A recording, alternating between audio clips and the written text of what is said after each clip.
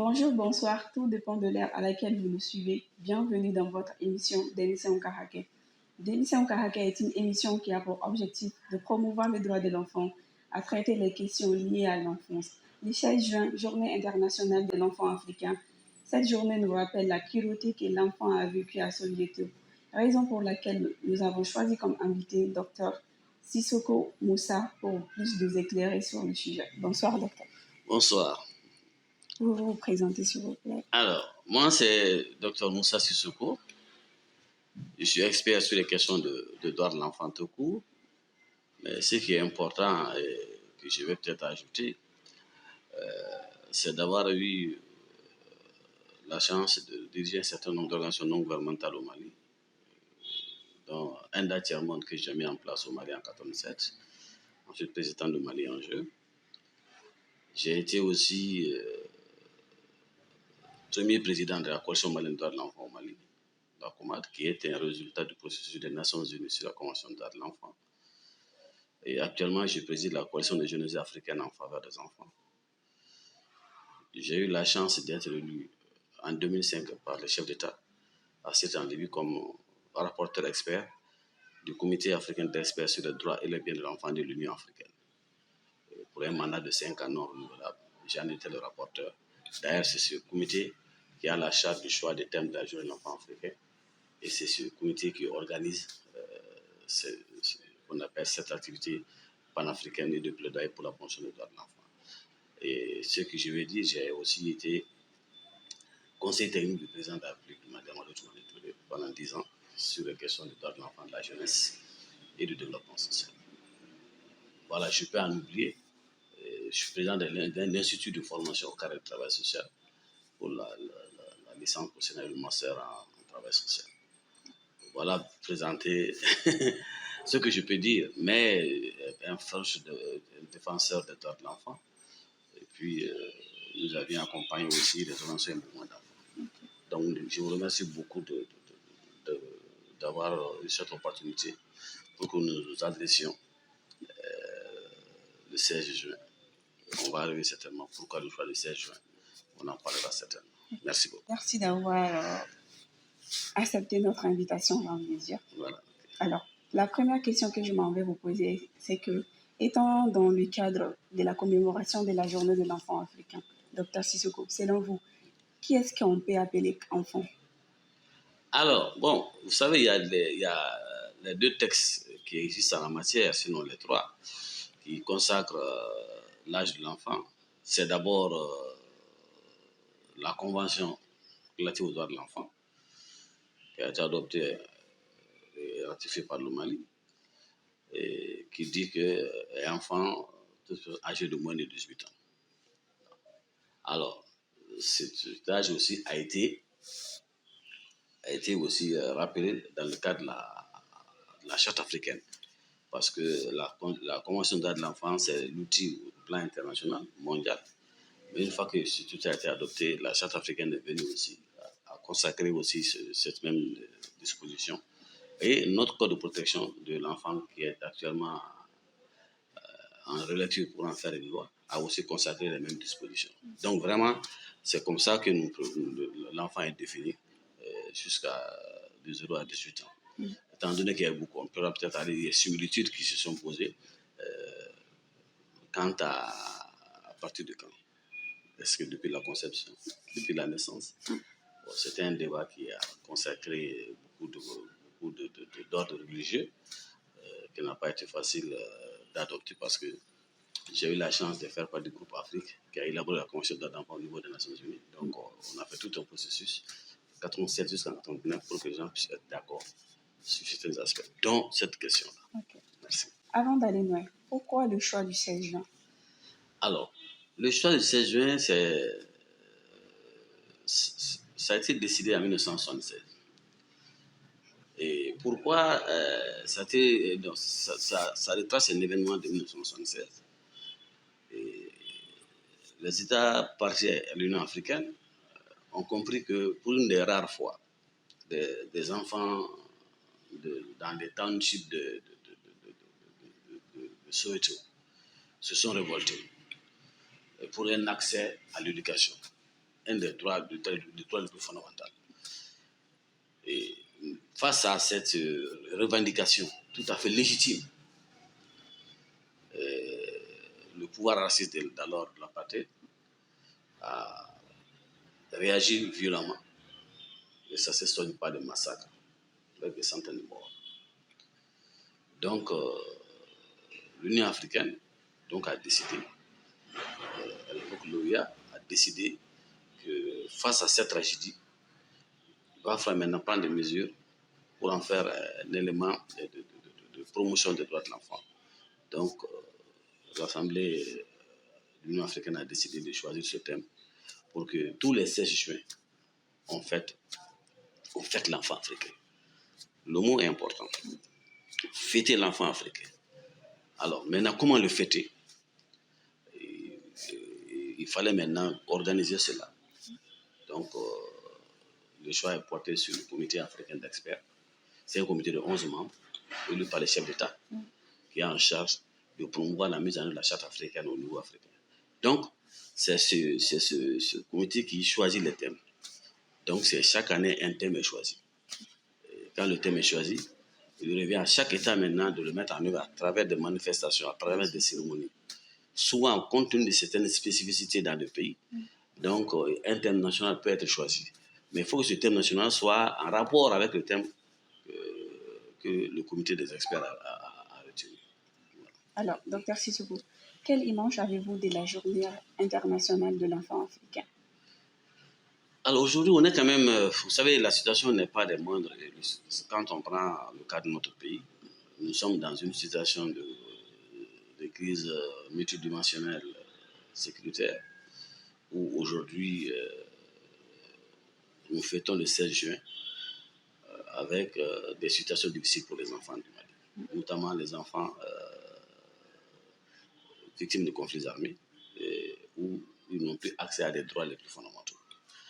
Aujourd'hui, c'est des écoles qui sont embâties, les enfants n'ont pas accès à l'école. Aujourd'hui, c'est tout un village qui sont détruits. Et les cibles sont les femmes et les enfants. Des meurtres, des assassinats, des enlèvements. Et ensuite, plus grave, en matière de protection sociale, les enfants n'ont pas d'accès au minimum. Donc, c'est beaucoup de violence, beaucoup d'atrocités. Même l'accès humanitaire, pour qu'ils aient accès à de quoi manger, de quoi vivre, c'est tout un tas de problèmes. Je pense qu'aujourd'hui, nous fêtons ce 16 juin dans une situation pas du tout aisée. Et donc, le travail n'est pas facile pour les acteurs humanitaires. Parce que déjà, le thème parle de toutes les phases aujourd'hui, des causes néfastes, de violence, tout ce qui est comme élément. Mais je pense qu'au Mali, aujourd'hui, nous devons mettre l'accent sur les 6 violations des droits de l'enfant en matière de conflits armés, qui constituent aussi le cas. Donc, l'image n'est pas assez forte.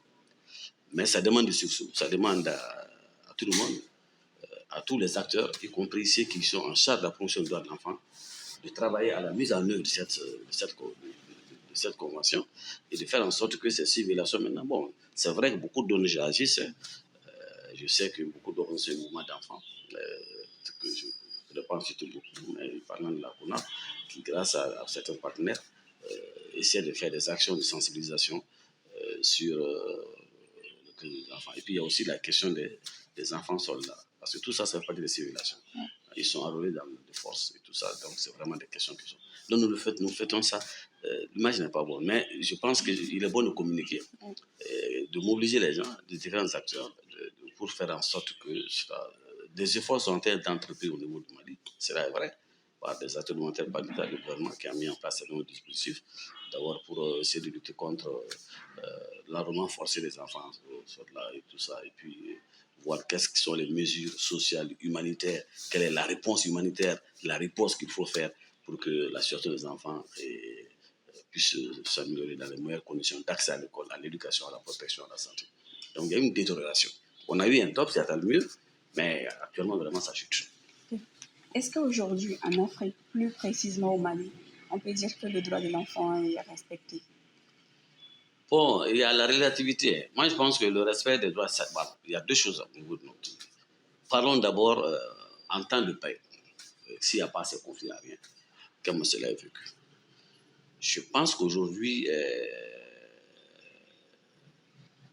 il y a un respect relatif des droits de l'enfant. Je m'explique. Parce que vous savez, ça a été le débat lorsque le Mali devait ratifier la Convention des droits de l'enfant. On avait au niveau de l'Assemblée des députés qui disaient mais droit de l'enfant, non, l'enfant n'a pas de droit, l'enfant n'a que des devoirs. Alors comment voulez-vous qu'on écoute l'enfant? Alors il y avait un article qui parlait de la correspondance de l'enfant, son secret. Non, l'enfant, quand tu es enfant, le tout c'est le papa. Tout ce que les parents vont dire. Donc tu n'as pas d'autorité en dessus des parents. Que l'enfant, cette liberté d'expression, de participation n'a pas été facile. Mais quand même, le Mali a pu mettre en place des organes de participation de l'enfant. Je parle du Parlement des enfants, je parle de conseil des enfants. Il y a beaucoup d'innovations qui ont été mises en place. Mais c'est vrai que le réflexe au niveau de notre pays n'est pas là. Donc les gens n'acceptent pas naturellement pour qu'on dise que les enfants ont des droits. Mais je pense que l'accès à l'éducation, à la santé, à la protection, et puis le fait que les organisations existent, les gens se mobilisent, il y a quand même une participation, il y a quand même un respect des droits de l'enfant. Les violations extrêmes auxquelles on assiste aujourd'hui sont du fait aujourd'hui des crises, du conflit que nous avions. Mais il y a aussi des cas qui vont se passer par rapport à l'esclavage, qu'on ne dit pas, qui est assez soudain. Donc tous ces aspects-là sont importants parce que je pense que c'est ce que je peux dire. Sinon, c'est vrai, l'éducation de la famille, quelque part aussi, il y a certaines familles qui n'assument pas les rôles de responsabilité. On va trouver un enfant qui est issu de mariage divorcé, d'un père et d'une maman. L'enfant vit sans appartenance propre. Cet enfant va errer dans la vie. Bon, son problème de prise en charge, c'est la responsabilité de ses enfants, de ses parents, qui n'ont pas assumé leur rôle d'éducateur, leur rôle de parent. Voyez-vous? Tout ça aussi, c'est des aspects qu'il faut mettre. Donc, dans le respect, il y a ça. Si un enfant aujourd'hui est dans la rue parce qu'il n'a pas de parents, c'est parce que les parents en sont responsables. Mais si maintenant une situation de développement urbain fait qu'aujourd'hui, on n'a pas d'infrastructure sociale, éducative, pour que les enfants puissent s'épanouir, là, c'est la responsabilité de l'État. Là, c'est la responsabilité de la communauté. Donc, il faut faire des réponses par rapport à cela pour que l'enfant puisse avoir un véritable épanouissement de ses droits. Okay. Je vais encore revenir sur le droit de l'enfant malien. Merci. Est-ce qu'aujourd'hui, où il y a plusieurs crises au Mali, les crises multidimensionnelles au Mali, est-ce que les enfants ne sont pas oubliés? Ah oui, ils sont oubliés. Vous savez, nous, on a fait une contribution lors du processus de suivi de la mise en œuvre de l'accord de paix. On a dit qu'ils ont été oubliés. D'abord, quand vous regardez même, ils ont été oubliés parce qu'il y a des aspects sur lesquels il a fallu se battre. Par exemple, lorsqu'on a rencontré le comité des sanctions des Nations Unies, qui sont venus voir la mise en œuvre de l'accord de paix, on a vu qu'un aspect sur les enfants avait été carrément occulté. Nous avons attiré l'attention sur la question des DDR, tout ce qui concerne la démonisation et la réinsertion, où la question des enfants n'était pas prise en compte. Maintenant, quel genre de protection pour eux? C'est vrai que dans les conflits, on a les adultes, mais les enfants qui sont avec eux, ceux qui nettoient les armes, ceux qui portent les bagages, ceux qui les préparent à manger, donc leur avenir est tout à fait. Donc maintenant, à partir du moment qu'on va vers une réinsertion, il faudrait maintenant qu'un élément de ce dispositif prenne en compte ces enfants-là. C'est ce qui n'était pas le cas. Et jusqu'à présent, je pense que ce n'est pas encore le cas, il faut le voir. Il y a la question de la sécurité. Vous savez, en matière de protection de l'enfant, en matière de brigade de masse, il y a eu beaucoup de travail qui se fait à Bamako ailleurs. Ben, on a intégré la question de l'enfant dans ces aspects-là, ce qui a posé beaucoup de problèmes. Encore plus récemment, je parlais de l'enrôlement des enfants soldats, mais c'est qu'aujourd'hui, des actions manquent aujourd'hui de façon plus évidente pour que dans les espaces de conflit, dans les tas des opérations, quelles sont aujourd'hui les villes qui ont été affectées, où les enfants qui ne sont plus à l'école, les populations déplacées, les déplacés internes, quel est le retour dans leur zone et où ils sont, quel accès à l'éducation. Et donc, il n'y a pas de dispositif. Donc, vraiment, c'est vraiment les acteurs humanitaires que nous, en tant que aussi membres de cette dynamique, et aussi partenaires de l'État et des institutions internationales, que nous appuyons fortement parce qu'il y a une dose qui manque aujourd'hui dans cette situation, c'est comment agir de façon unitaire et avoir une réponse humanitaire pour que les enfants ne soient pas oubliés. Et on a dit aussi au CVGR aussi pour les réparations. Donc, on les a aussi des éléments. Donc les enfants, dorénavant, ont été pris en compte au niveau du titulaire, ils ont été pris en compte, enfin, des dispositions sont en train d'être prises au niveau de ces CVGR aussi. Et puis bon, pour ceux qui sont des violations, je pense qu'il y a un travail à faire et qui attendent encore parce que, or, ils sont majoritaires. Ils sont majoritaires. Quand tu prends le nombre d'enfants ajoutés au moins aux adolescents et tout ça, ben écoutez, il faut voir la population malienne. Donc, ils sont majoritaires au niveau du Mali en termes de nombre, mais les actions qui sont entreprises en faveur de ces enfants, en termes de moyens, sont en deçà de ce qu'on doit faire. Ils sont en deçà de ce qu'on doit faire. Je prends un exemple. Regardez le budget du ministère de la promotion de l'enfant. C'est rien du tout par rapport aux besoins que les enfants ont. Je pense qu'il faut inverser les tendances. Je suis d'accord avec vous que les enfants sont oubliés. Okay. Que pensez-vous des activités des organisations jeunes qui mènent en faveur des droits de l'enfant? Moi, je pense que je les apprécie d'avoir pris l'initiative. Vous savez, je vais vous raconter une anecdote. Lorsque nous lancions au Mali le programme de Ndati Armon, c'était en 1987, lorsque je lançais ce programme, c'était axé sur les enfants et jeunes de la rue. Et nous, on faisait des causeries débats. On allait dans leurs espaces, on discutait avec eux pour voir qu'est-ce qu'ils faisaient. Alors, lorsque les autorités avec lesquelles on travaillait, la police et les gens qu'on travaillait, ils disent, mais écoutez, c'est à ces enfants et jeunes de la rue que vous allez donner la parole. Mais ils vont tout détruire. Je dis, mais alors, ils existent, ils occupent des espaces, il faut les écouter. Moi, je me suis fait ramasser par la police un jour à 1h, 2h du matin parce qu'on m'a vu jouer au baby-foot à la gare routière avec des groupes de jeunes qui étaient censés prendre la colle, de la drogue et tout. On m'a embarqué pour aller au commissariat et arriver là-bas. Et j'ai dit, bon, heureusement, avant qu'on fasse ce travail, on avait pris contact d'informer le commissariat pour dire qu'à certaines heures, vous allez trouver des gens qui vont être en enfer. Il faut les protéger. On avait donné des cartes. Donc, c'est ce qui m'a sauvé. Et je suis allé là, non, donc, je vais là-bas, je trouve une note de service qui était là où le chef de poste me dit, non, il faut rentrer avec les enfants. Je dis, je l'explique, non. Je regarde le nom, je vois les noms. Donc, mon j'ai écouté. Il dit, mais pourquoi vous n'avez pas dit ça? Alors, je lui ai dit, on ne m'a pas demandé. On m'a dit, non, maintenant, je ne pars pas sans les enfants. Je raconte ça, c'est important parce qu'après, les enfants ont compris qu'on peut les protéger. Les enfants sont sortis, ils étaient déjà garés dans l'avion, ils les ont fait sortir. Nous sommes retournés au niveau de la gare de chemin de fer. Et c'est là-bas qu'on a continué notre travail. Et c'est ce que j'ai dit, travail patiemment, qu'on a pu les faire sortir de la rue. Mais ce sont ces groupes d'enfants qui ont constitué ce qu'on appelle le moins des enfants et jeunes travailleurs, les AIJT. Ce sont ces groupes d'enfants avec d'autres enfants qui ont créé le gouvernement d'enfants. Ce sont ces enfants avec d'autres qui ont été réunis dans le cadre du Parlement national des enfants du Mali. C'est avec eux qu'il y a le Conseil national des enfants et des jeunes. C'est d'accord avec eux que vous, des anciens parlementaires que j'ai connus, qui ont créé aussi ce qu'on appelle l'APGEC, qui sont maintenant des jeunes qui étaient issus du Parlement, qui se sont lancés dans la communication pour la promotion, la protection de leurs droits, qui sont aujourd'hui des acteurs qui font du plaidoyer. Donc moi, je pense que ce qui est en train d'être fait, même par vous, même par vos associations, c'est une dynamique assez importante de participation des enfants dans les questions qui les concernent. En d'autres termes, ces organisations de mouvements d'enfants sont aujourd'hui protagonistes de leur propre changement. S'il y a un changement, ça ne se passera pas ces mouvements. Notre rôle en tant que expert, en tant que formateur, c'est de les encourager, c'est de les former, c'est de renforcer leurs capacités. Mais tout ceci n'existait pas. Non. Et c'est avec la Convention de la Charte africaine qu'on a eu. Et le Mali a eu la chance aussi d'avoir un des membres. C'est vrai que depuis le comité est créé, j'ai été le seul membre élu expert au niveau de l'Union africaine. Voyez-vous? Mais ça reste. Ce qui reste aujourd'hui pour le Mali et pour la participation, c'est ce qu'on appelle le défenseur des droits de l'enfant.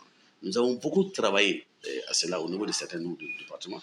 Je pense que s'il y a un message fort que moi je vais lancer aujourd'hui, à travers vous, à travers les autorités, c'est vraiment faire en sorte que... Voilà, d'accord. C'est vraiment d'amener à prendre un certain nombre d'initiatives et d'actions, parmi lesquelles aujourd'hui, il faut qu'il y ait un défenseur des droits des enfants au Mali. Ça peut, il le faut. Docteur Sissoko, que pensez-vous du mariage précoce? Alors, vous savez, le mariage précoce fait partie d'un certain nombre d'objectifs de développement du millénaire pour lequel le Mali s'était engagé. pour la réduction. Et il a mis en place un certain nombre de programmes et d'initiatives. Mais au plan local, au plan sociétal, qu'est-ce qui se passe? Il se passe que la société malienne, ou en tout cas de façon générale, a pensé que pour protéger un enfant, qu'il ait un bon foyer, il faut qu'il soit marié tôt. Ça va l'empêcher. Parce qu'à partir du moment que l'enfant, une fille, voit ses menstruations, donc c'est le moment où il faut faire attention pour qu'il n'ait pas d'autres relations sexuelles. Et que s'il doit avoir des relations sexuelles, c'est avec son mari, sur le plan du mari. Mais ce qui se passe, c'est que très tôt, avec le développement aussi de un enfant déjà à un certain âge commence à déjà avoir ses règles. Mais est-ce que l'enfant là aujourd'hui est physiquement bien constitué, se sent bien en forme pour pouvoir avoir un enfant? Est-ce que son corps est prêt? Est-ce que le corps est préparé? Non, le corps n'est pas préparé. Le corps n'est pas préparé. Ces enfants maintenant vont se marier. Les premières des conséquences, je vais vous le dire, et de façon très crue. Vous allez comprendre que ce que ça a comme effet. Peut-être que les parents ne savent pas. Ils en font ça de façon naturelle. Vous vous souvenez très souvent quand l'enfant accouche, ou une fille qui est mariée accouche, ah oui, elle a bien accouché, mais non, on lui a mis des agrafes. Pourquoi on a mis des agrafes? On ne sait pas. C'est parce qu'on a fait ce qu'on appelle des épisiotomies. Ça veut dire quoi? Élargir l'ouverture vaginale pour que l'enfant puisse sortir, parce qu'il n'était pas prêt. Souvent, c'est les femmes qui ne sont pas prêtes du point de vue de leur patient, de toute la conception, pour qu'elles soient prêtes à recevoir l'enfant et que l'enfant soit préparé à sortir. Comme cela doit se faire, être libéré par le travail des sages-femmes et de tout ça. Les sages-femmes, maintenant, on dit, écoute, à partir du moment que l'enfant est enceinte, il faut sauver la mère et l'enfant. En sauvant la mère et l'enfant, c'est ce qu'on fait. Voyez-vous? Et ça, c'est les choses sur lesquelles il faut faire. Donc, l'enfant n'a pas le corps préparé à l'accouchement. Donc, ça va sur son état physique, son état psychologique, mental, et ça continue. Et si c'est dans des milieux en bourse ailleurs où ça se donne, où ça se fait, tu vas trouver vraiment une femme vraiment tout à fait malade, qui ne peut pas supporter tout cela. L'autre élément qui est là, qu'il faut qu'on en parle, c'est qu'il faut trouver l'inverse. Bon, mais que l'enfant reste longtemps à l'école, avant d'y aller, reste longtemps à l'école, créer les conditions au niveau des villages, au niveau des trucs, pour que l'enfant reste longtemps à l'école. Si l'enfant reste longtemps à l'école, en ce moment maintenant, il part prendre un peu d'âge, il sera plus adolescente, et en ce moment, le mariage va venir. Et moi, je n'entre pas dans les textes de loi qui se passent, le mariage à l'âge de 16 ans, la majorité civile, la majorité... Non, je dis c'est l'état physique, hein, de l'enfant. Donc ça, c'est le chemin. Mais on nous dit non, ça va venir avec. C'est vrai qu'il y a certaines communautés qui font l'enfant déjà à l'âge de 12, 14 ou 15 ans, mais l'enfant est préparé. On lui donne le mariage, peut-être l'acte sexuel et tout ça viendra après. Le mari même sait que vraiment, je ne peux pas toucher à l'enfant maintenant. Il reste dans le foyer pendant 1 an, 2 ans, 3 ans. C'est moi maintenant qu'elle commence à... Ça, c'est des choses que les gens font de façon interne. Mais je pense qu'il faut attendre que l'enfant ait cette disposition de se marier. Donc, vraiment, il y a quand même un taux assez important de mariage précoce dans nos pays qu'il faut, au niveau du mari, qu'il faut faire, qu'il faut arrêter. Et je pense que ça, c'est l'une des conséquences, et qui est liée aussi à une des conséquences qu'on appelle d'une autre partie, peut-être on va en venir, qui fait qu'il faut faire en sorte que la femme, la fille, la petite fille, doit éviter ces atrocités. Parce que c'est... Et puis, il y a le déni de grossesse. Ça, j'ai oublié. Une fille qui n'était pas prête à se marier, ou la marier, bon, maintenant, elle tombe enceinte.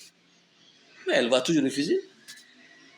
L'enfant qui est en elle, là, c'est-à-dire lui-même psychologiquement, c'est un enfant qui le rejette, qui n'accepte pas, qu'elle n'accepte pas. Cet enfant va naître avec des problèmes psychologiques. Dans son développement génétique, psychologique, c'est ce qu'on a appris. On est en train de faire un travail actuellement au niveau des acteurs de la scène judiciaire et des acteurs de travail sociaux sur la santé mentale et le système psychosocial.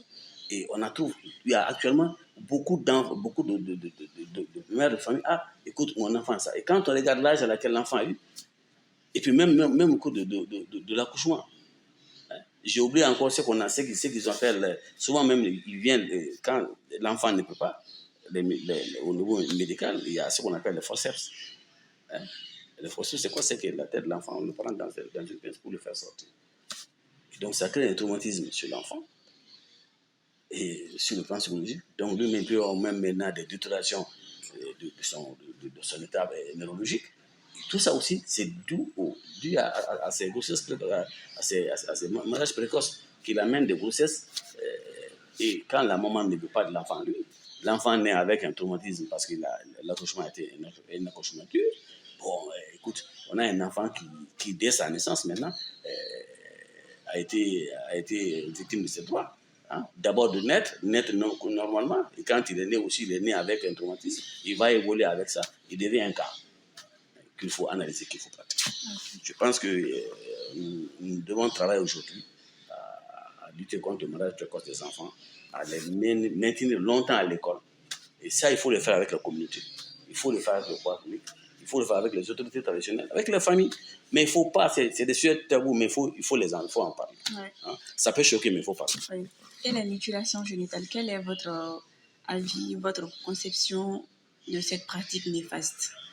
D'emblée, pour moi, c'est un traumatisme. C'est-à-dire qu'on est en train de créer chez l'enfant qui vient de naître, on lui enlève une partie de son corps. Parce que la société l'a demandé et c'est de façon traditionnelle. Bon. Je ne rentre pas dans les débats d'école, par rapport à la religion. Mais moi, je prends sur le plan psychologique, médical, c'est que ça peut avoir des conséquences sur ce travail. Il y a ce qu'on appelle la synergie vaginale. Vous savez ce que ça veut dire? Il y a une adhérence des parois vaginales. Quand on fait de manière... parce que il faut faire l'excision. Tout le monde est spécialiste de l'excision. Tout le monde en est spécialiste. Maintenant, faire l'excision et maintenant couper les lèvres, les petites lèvres, couper tout ce que vous devez couper, donc ça crée un problème au niveau même de la paroi vaginale. Donc, alors, la conséquence, c'est quand cette personne, d'abord, si elle est déjà victime de mariage précoce, ça sera dur encore. Ce que je vous ai dit, ça peut être les épisiotomies, déchirer la voie vaginale pour que l'enfant puisse sortir. Mais ça peut aussi créer des conséquences néfastes entre l'utérus, la vessie et tout ça. C'est ce que vous avez souvent les vissures vésico-vaginales. Ouais. Donc c'est l'une des conséquences qui peut arriver. Mais là aussi, il y a la frigidité. Parce que ce qu'on enlève là, c'est la partie la plus sensible de la femme. C'est ça la partie la plus sensible de la femme. C'est là que la femme peut avoir son désir le plus important. Et on a dit, écoutez, enlevez à lui là ce qui a le désir. Comme ça, il va se préserver pour son mari. Et malheureusement, quand vous enlevez ça, si la femme n'est pas préparée psychologiquement, le désir sexuel qu'elle veut avoir dans son foyer ne l'a pas. Il y a des femmes qui se marient, c'est-à-dire que leurs maris ont tous les problèmes du monde pour avoir le désir avec eux. Il faut faire le plaidoyer pour que cela soit. Une fois qu'on va le faire, ce n'est pas à cause de... Il y a les lois, certes, mais c'est des comportements. Tu as beau prendre des lois aujourd'hui, je vais dénoncer que ma maman parce qu'elle a excisé ma soeur. Voyez-vous, je peux dénoncer ma maman parce qu'elle a... Et ainsi de suite. Où il y a un mariage auquel tu peux t'opposer. Mais il faut que le devoir soit posé. Mais il y a des cas d'école. Il y en a qui ont fait ce mariage précoce qui ont regretté. Ils ne vont plus reprendre. Il y en a aussi qui ont fait, les enfants ont été excisés, ils le regrettent.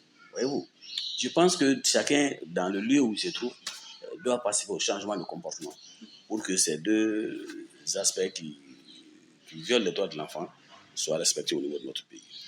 Et cela, ça sera un bon sursaut. Et je pense que l'enfant africain, l'enfant malien a besoin de protection spéciale. Docteur Cissokho, nous sommes presque à la fin de notre échange. Ouais. Alors, ce que je veux vous demander, c'est de lancer un appel aux autorités, aux parents, pour un peu respecter le droit de l'enfant. Alors, ça serait laquelle? D'accord. Laquelle, c'est d'abord que les parents, tu commences par la famille. Vous savez, la famille, c'est le cercle de base. Ouais. C'est de dire que l'enfant est un adulte en devenir. Il a besoin de protection, il a besoin d'accompagnement. Que chaque famille, chaque communauté respecte ses engagements vis-à-vis de ce rôle qui lui a été dévolu. Et d'abord par la communauté, par la société et par l'État. Que l'État dise qu'il a un rôle d'accompagner cela. de le promouvoir, un rôle de régulateur, qu'il joue son rôle de régulateur. Et qui, en jouant ce régulateur, qu'il mobilise les moyens, les efforts des pouvoirs publics pour que au moins les textes que nous avons signés, que ce soit la CEDE, que ce soit la Charte africaine, que ce soit le code de procédure qui a été adopté, leur mise en œuvre vraiment efficiente, ceci est important pour nous. Maintenant, il y a certains outils de plaidoyer pour lesquels je pense que, en parlant de refondation, je pense de l'état du Mali en ce moment, je pense qu'il est important pour le gouvernement de penser fortement aux défenseurs des droits des enfants, parce que ça va, et ce défenseur-là a des rôles, il sera avec la famille, à l'écoute. Il sera avec la communauté. Donc l'État est là, le groupe international. Donc ça va être un élément important. Je pense que le 16 juin doit être une opportunité, et je finirai par ça, une opportunité pour que nous réfléchissons à l'enfant africain, à l'enfant malien dans cette situation de crise sécuritaire, et demander vraiment de façon urgente tous ceux qui sont les aspects oubliés ou négligés ou pas pris en compte concernant les enfants dans la gestion de cette crise que le Mali subit, que l'État du Mali s'engage davantage à le faire. Je sais qu'ils sont en train de le faire, mais qu'ils s'engagent davantage à le faire pour que nous puissions avoir un avenir radieux pour les enfants. Ceci est un mot très important que je tiens à dire, et qu'on ait un Mali digne de ses enfants. Ce n'est pas encore le cas. Merci, Dr Sissoko, d'avoir accepté notre invitation. C'est à moi de vous remercier. Merci beaucoup. C'est ce qui met un point fin à notre échange avec le Dr Sissoko, qui est expert sur le droit de l'enfant. Comme l'a si bien dit Victor Hugo, le droit de l'enfant, c'est d'être un homme. Être un homme, c'est la lumière. Ce qui fait la lumière, c'est l'instruction. Fin de citation. Le droit de l'enfant, c'est le pilier de notre action.